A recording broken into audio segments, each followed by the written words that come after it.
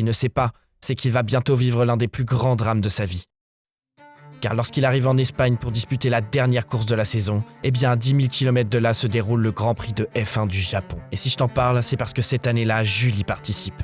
Sauf que là-bas, les conditions météo y sont désastreuses. Mais la direction de course, malgré tout, décide de maintenir l'événement. Alors le départ est donné. Tous les pilotes se battent pour garder leur voiture sur la piste extrêmement glissante. En plus de ça, ils roulent sous une pluie battante, ce qui rend la visibilité quasi nulle. Plus la course avance, plus la pluie s'intensifie. Et ça va amener Adrian Sutil à effectuer une sortie de piste au 42e tour.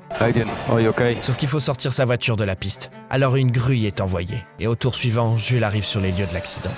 Quelques minutes plus tôt, au 42e tour du Grand Prix du Japon, l'Allemand Adrian Sutil sort de la piste à cet endroit précis. J'ai perdu le contrôle de la voiture et j'ai fait une sortie de route. C'est alors que le pilote français percute de plein fouet la dépanneuse. Un tour plus tard, la même chose est arrivée à Jules, mais bien sûr l'issue a été différente. Jules n'est pas décédé sur le coup, mais il finira par succomber à ses blessures 9 mois plus tard. Et ça, c'est le genre d'événement qui ferait douter un paquet de personnes normales, mais pas Charles. Je me suis jamais posé la question d'arrêter ma carrière. Même au moment où j'ai appris malheureusement que c'était un gros accident.